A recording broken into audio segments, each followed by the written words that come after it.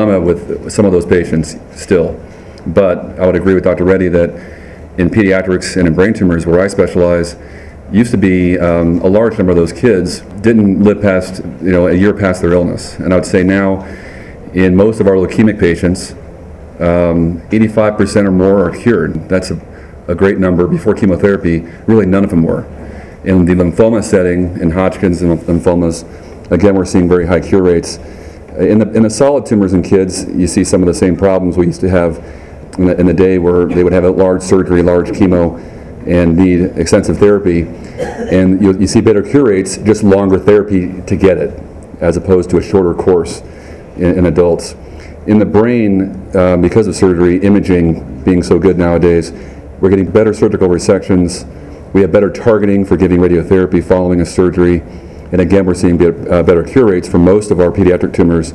In the adult tumors, there are still a few tough ones where, without getting a complete resection, those patients unfortunately just won't live beyond their illness.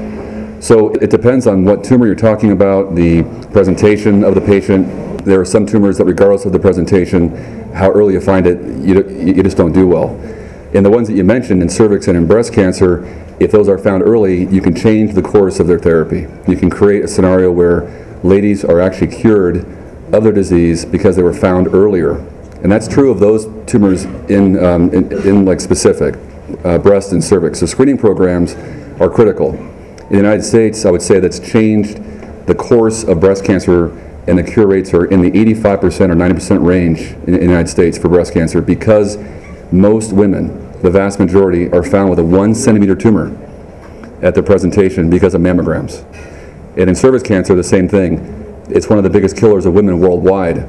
We don't see it in countries being that kind of problem where they're screening for pap smears. So both those areas you mentioned are two that need to be continued to get access to patients and be worked on.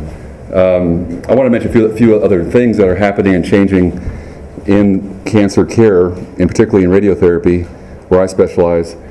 We've had a revolution with the amount of imaging and the amount of computer technology. You think 10 years ago how we used to maybe have phones or no phones, and how cell phones have changed, how computers have become obsolete over a year of time because technology changes so fast. That same technology has been applied toward medicine.